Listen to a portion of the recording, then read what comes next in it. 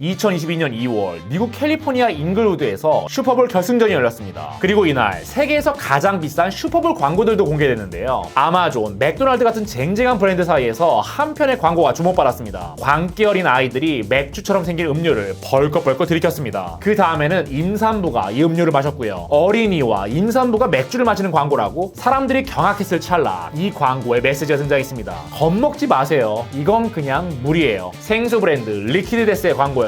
맥주로 오해하기 딱 좋은 리퀴드데스의 캔을 부각한 광고였고요. 실제로 맥주처럼 생긴 저 리퀴드데스 캔 때문에 그동안 여러 해프닝이 발생했는데요. 미성년자가 리퀴드데스를 사려 할 때 매장 직원이 신분증을 요구했습니다. 아빠가 아들 도시락에 리퀴드데스처럼 생긴 기네스 맥주를 넣어주었고요. 그런데 리퀴드데스는 이러한 오해를 적극적으로 활용합니다. 마치 물이 아닌 에너지 드링크를 마시는 것처럼 연출하고요. 음주운전을 조장하는 듯한 컨텐츠를 제작합니다. 또 티네이저처럼 술과 어울리지 않는 이들을 데뷔시키고요. 그리고 아이와 임산부가 나온 슈퍼볼 광고는 그 절정이었죠. 리퀴드데스의 슈퍼볼 광고를 본 사람들은 말했습니다. 역시 리퀴드데스의 브랜딩은 다르다. 이번에도 미 전역을 뒤집어 놓았다. 리퀴드데스. 지난 10년간 가장 빠르게 성장한 생수 브랜드입니다. 전 세계 생수 브랜드 중 유일하게 팬덤을 가진 브랜드고요. 코카콜라, 펩시, 에비안 같은 대형 음료 회사들과 맞짱 뜬 다윗 같은 브랜드죠. 리퀴드데스는 2017년 마이크 세사리오의 머릿속에서 시작됐습니다. 원래 마이크 세사리오는 광고 회사의 그래픽 디자이너였는데요. 넷플릭스, 나이키, 네슬레, 도요타의 히트 캠페인을 제작했습니다. 그리고 마이크에겐 색다른 부캐가 하나 있었죠. 락커였습니다. 마이크가 어렸을 때부터 헤비메탈에 심취했던 아마추어 뮤지션이었거든요. 그리고 어느 날 마이크는 락 페스티벌에 참석했다가 아주 희한한 광경을 목격했습니다. 무대에서 연주하던 락커들이 에너지 드링크 음료 몬스터의 캔에 물을 리필해서 마시고 있었던 거죠. 왜냐하면 그들은 락커였으니까요. 락커가 무대에서 맥주나 에너지 드링크는 몰라도 모양 빠지게 에비암을 마실 수는 없었으니까요. 더 심각했던 건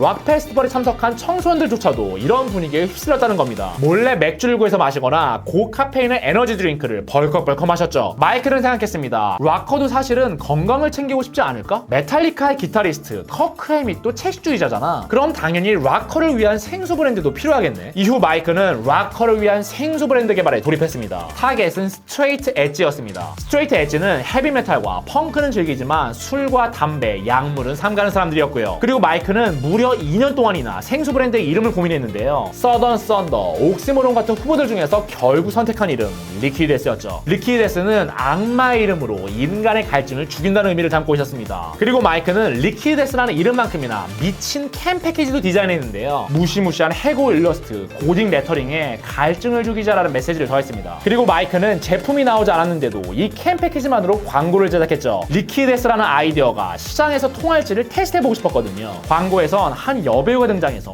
물에 대해 이야기했습니다. 물은 사람을 살릴 수도 죽일 수도 있는 엄청난 것입니다. 그런데 다른 생수 브랜드는 고작 요가 따위를 내세우면서 뻔한 마케팅에 치중하죠. 그래서 혁명적인 브랜드 리퀴드데스가 탄생했습니다. 이제 리퀴드데스로 당신의 갈증을 죽이세요. 그야말로 완벽한 병맛 광고였습니다. 그런데 광고에 대한 반응은 폭발적이었죠. 4개월 만에 300만 뷰 이상의 조회수를 기록했고요. 리퀴드데스의 페이스북 팔로워 수는 8만 명을 돌파했습니다. 이건 아쿠아피나 같은 대형 생수 브랜드의 팔로워 수를 훨씬 뛰어넘는 수치였고요. 그리고 그때부터 마이크는 본격적인 제품 개발에 착수했습니다. 구글 검색을 통해 알아낸 알프스의 샘물 업체와 물 공급 계약을 체결했습니다. 유명 연예인 등 다수의 투자자들에게서 20억 원이 넘는 투자금을 확보했고요. 그리고 2019년 인류가 한 번도 경험하지 못한 생수 브랜드 리퀴드데스가 출시됐죠. 처음에는 리퀴드데스의 유니크한 캠 패키지가 주목받았습니다. 이후에는 리퀴드데스의 차원이 다른 브랜딩이 화제를 모았고요. 리퀴드데스는 악마, 지옥을 모티브로 한 콘텐츠를 쏟아냈습니다. 광고에서는 주인공의 머리가 잘려나가고 등장인물들은 피범벅이 되기 일쑤였고요. 또 리퀴드데스의 콜라보도 범상치 않았습니다. 유명 스케이트보더 토니 호크의 피를 담은 스케이트보드를 출시했고요. 살림의 여왕 마사 스튜어트와는 토막난 손 모양의 캔들을 제작했습니다. 유명 뮤지션 트래비스 바커와는 182달러짜리 관장제를 내놓았고요. 이 모든 제품은 발매된 즉시 완판됐죠. 그러나 리퀴드데스를 향한 사람들의 반응은 엇갈렸습니다. 참신하고 기발하다는 쪽과 과격하고 극단적이라는 쪽으로 극명히 나뉘었거든요. 그런데 리퀴드데스는 전혀 개의치 않았습니다. 논란의 중심에 설수록 신생 브랜드 리퀴드데스의 명성은 미 전역으로 퍼져나갔으니까요. 처음에 리퀴드데스는 공식 웹사이트에서만 판매되는데요. 술집, 문신가게, 주류 전문점으로 판매처가 늘어났습니다. 이후에는 세븐일레븐, 월마트, 홀푸드마켓까지 입점했고요. 아마존에서는 생수 카테고리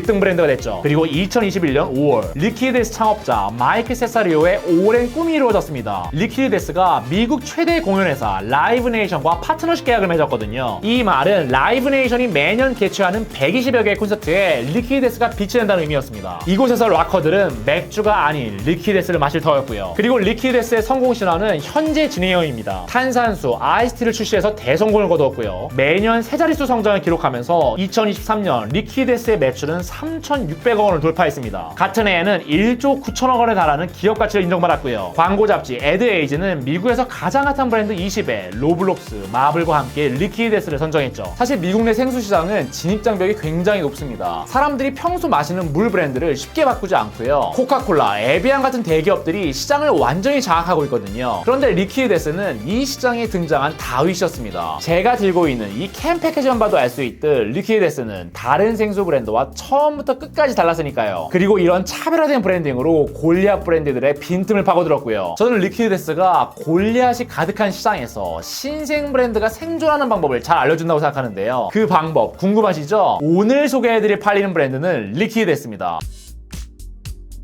2021년 리퀴드데스가 공개한 영상입니다. 플라스틱 페트병이 터지고 지구가 터지고 바다에 살던 거북이가 터졌습니다. 이건 전 세계에 쌓여가는 플라스틱이 어떤 결과를 초래하는지 보여주는 영상이었는데요. 리퀴드데스는 사람들의 행동을 촉구했습니다. 리퀴드데스를 구매하시면 우표 스티커를 보내드릴게요. 우표 스티커를 플라스틱 병에 붙여서 우편함에 넣어주세요. 그럼 플라스틱을 아주 사랑하는 두 회사로 날아갈 겁니다. 여기서 리퀴드데스가 언급한 두 회사, 코카콜라와 펩시였습니다. 이 영상의 제목은 플라스틱을 사랑하는 집이었고요. 이 영상은 리퀴드데스가 추구하는 사명이 무엇인지를 분명히 보여주는데요. 타도 플라스틱입니다. 리퀴드데스에 따르면 미국 내 플라스틱 재활용 수준은 20%에 불과하고요. 남는 플라스틱은 매립되거나 자연을 떠돌아다니면서 환경오염의 주범이 되고 있거든요. 이에 리퀴드데스는 이 브랜드의 주적을 플라스틱으로 정한 거죠. 그리고 말뿐이 아닌 행동으로 실천합니다. 플라스틱 대신 재활용이 용이한 알루미늄 캔으로 패키지를 제작했습니다. 리퀴드데스 한 캔이 판매될 때마다 5센트씩 환경단체에 기부하고 있고요. 리퀴드데스 창업자 마이크 세사리오의 롤모델은 파타고니아 창업자 이본 치너드라고 하는데요. 리퀴드데스와 파타고니아 모두 환경보호를 부르짖지만 리퀴드데스의 방식이 좀 더 공격적입니다. 플라스틱을 대거 양산하는 코카콜라, 펩시 같은 대기업을 저격하고요. 성형수술 보형물로 플라스틱을 사용하자는 미친 아이디어를 제안합니다. 왜냐하면 성형수술이 영어로 플라스틱 서저리잖아요. 그러니까 그 이름에 걸맞게 엉덩이에도 가슴에도 재활용 플라스틱을 삽입하자는 거죠. 또 리퀴드데스는 귀요미 오염물이라는 이름의 인형도 제작했습니다. 이건 바다에서 플라스틱으로 인해 다치고 피를 흘리는 동물들을 표현한 건데요. 귀요미 오염물 인형은 그 끔찍한 생김새 때문에 많은 아이들에게 사랑을 받지는 못했습니다. 그러나 아이들에게 플라스틱에 대한 경각심만큼은 확실히 심어주었죠. 이렇듯 리퀴드데스의 브랜딩은 전부 타도 플라스틱에 맞춰져 있는데요. 여기서 중요한 건 사실 리퀴드데스의 생수 퀄리티도 최상급이라는 겁니다. 알프스 산맥의 청정수를 운송해온 100% 자연수고요. 아마존에선 10,000개 이상의 리뷰가 달렸고 평균 별점은 5점 만점에 4.6점입니다. 또 미국의 고급 식료품점 홀푸드마켓에도 입점해 있고요. 그런데도 리퀴드데스는 물에 대한 이야기는 일절하지 않는 거죠. 오히려 알프스 산맥의 청정수나 경쟁사의 물이나 거기서 거기라고 솔직히 이야기하고요. 그보다는 플라스틱이라는 모두의 주적을 함께 타도하자고 사람들을 독려하는 거죠. 리퀴드데스의 사악한 임무는 플라스틱을 죽이는 것을 돕고 많은 사람들이 건강한 음료를 마시도록 하는 것입니다. 만약 리퀴드데스가 플라스틱 타도가 아닌 알프스 청정수, pH 밸런스, 전해질을 세일즈했다면 어땠을까요? 아마 지금의 리퀴드데스는 없었을 겁니다. 여러분도 제품보다 브랜드의 사명을 먼저 세일즈해보세요. 사람들은 당신의 제품이 아닌 사명의 귀를 열고 마음을 줄 테니까요.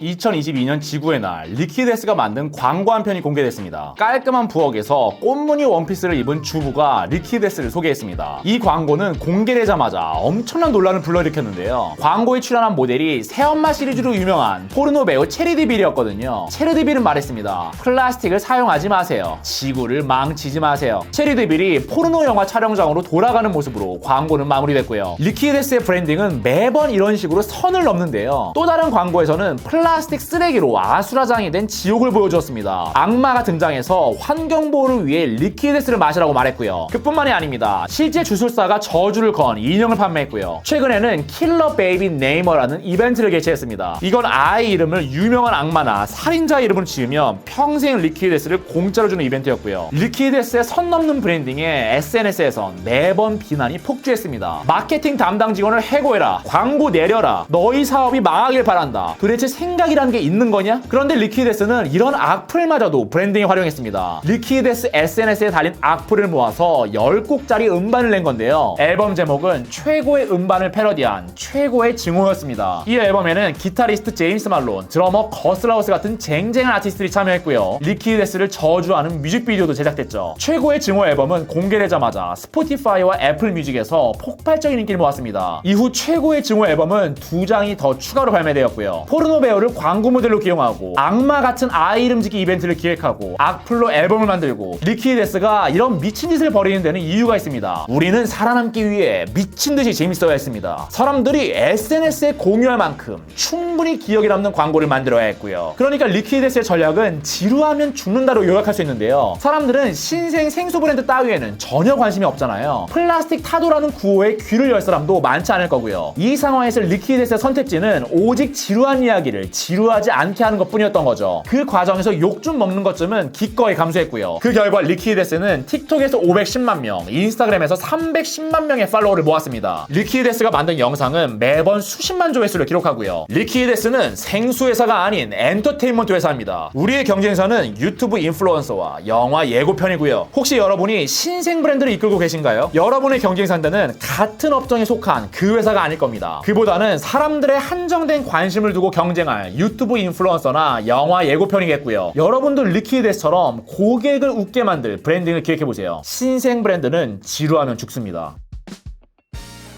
리퀴드에스 홈페이지에는 리퀴드에스 멤버십에 가입할 수 있는 섹션이 있는데요. 이 섹션의 이름은 당신의 영혼을 파세요입니다. 리퀴드에스 멤버십에 가입하려면 영혼 계약서에 서명을 해야 되거든요. 여기에 서명을 하는 순간부터 그 사람의 영혼은 리퀴드에스의 소유가 된다고 명시되어 있고요. 그리고 지금까지 리퀴드에스 영혼 계약서에 서명한 사람 22만 5천 명에 이릅니다. 왜냐하면 영혼을 판다는 서명만 하면 멤버십 가입이 무료고요. 또 다양한 혜택까지 주어지거든요. 리퀴드에스 생수를 구입할 때 티셔츠 굿즈를 증정받습니다. 리퀴드에스의 한정판 굿즈를 남들보다 먼저 만나볼 수 있고요. 또 리퀴드에스가 주최하는 파티에도 초대받죠. 물론 영혼을 팔지 않고서도 리퀴드에스 멤버십에 가입하는 방법이 있는데요. 우리 돈으로 약 1억 5천만 원을 내는 겁니다. 이 돈을 내고서 가입한 사람 지금까지는 없는 것으로 전해지고요. 그리고 리퀴드에스는 영혼 계약서에 서명한 사람들에게 계약 이행을 요구하기도 하는데요. 2021년 스케이트보드 선수 토니 호크가 리퀴드에스의 영혼 계약서에 서명했고 리퀴드에스는 토니 호크의 육체를 자유롭게 사용할 수 있다고 주장했습니다. 이후 토니 호크의 피를 뽑아서 페인트에 섞은 다음 한정판 스케이트보드를 제작했고요. 이 스케이트보드를 리퀴드에스 팬들에게 판매했죠. 스케이트보드는 출시된 지 20분 만에 완판됐고요. 이런 식으로 리퀴드에스는 고객의 영혼을 산다는 명목하에 멤버십에 가입시키고 다양한 팬 서비스를 제공하는 건데요. 리퀴드에스가 팬들에게 얼마나 진심인지를 보여주는 일화도 있습니다. 2021년 리퀴드에스 창업자 마이클 세사리오는 자신의 팔뚝에 커다란 얼굴 문신을 새겼는데요. 이 얼굴의 주인공은 1년 동안 리퀴드에스를 마시는 영상을 매일 SNS에 올린 고객이었습니다.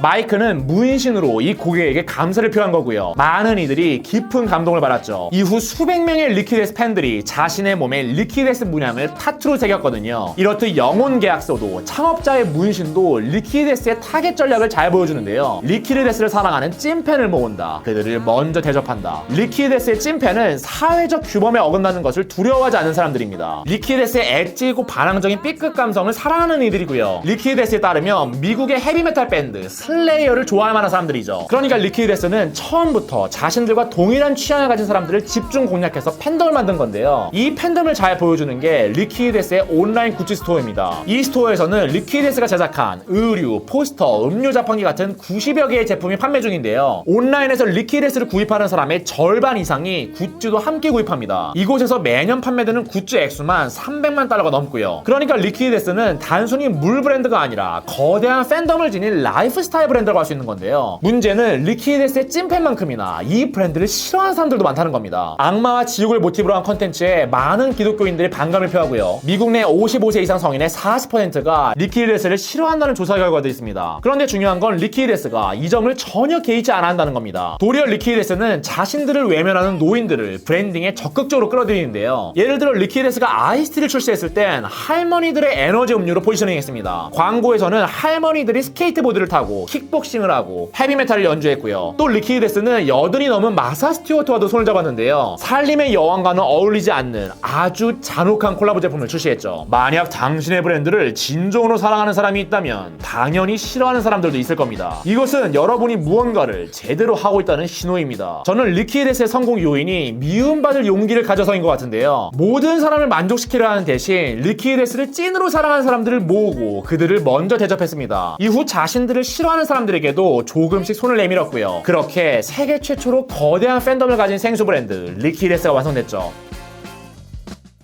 6년도 채 되지 않은 리퀴드데스가 팔리는 브랜드가 된 비결, 제품 대신 플라스틱 퇴치라는 사명을 먼저 세일즈했습니다. 다른 생수 브랜드가 아닌 유튜브 인플루언서를 경쟁 상대로 삼고 지루하지 않은 브랜딩을 펼쳤고요. 리퀴드데스에 충성할 찐팬을 모으고 대접해 주었죠. 사실 저는 이 시대 대부분의 브랜드가 뻔하고 지루하다고 생각하는데요. 리퀴드데스처럼 파격적이고 이야기거리가 많은 브랜드는 극히 드물고요. 만약 여러분이 신생 브랜드를 이끌고 계시다면 미움받을 용기를 가지고 리퀴드데스의 전략을 따라해 보시길 바라겠습니다. 그럼 지루한 골리앗들로 가득한 시장에서 큼지막한 균열을 낼 수 있을 테니까요. 감사합니다.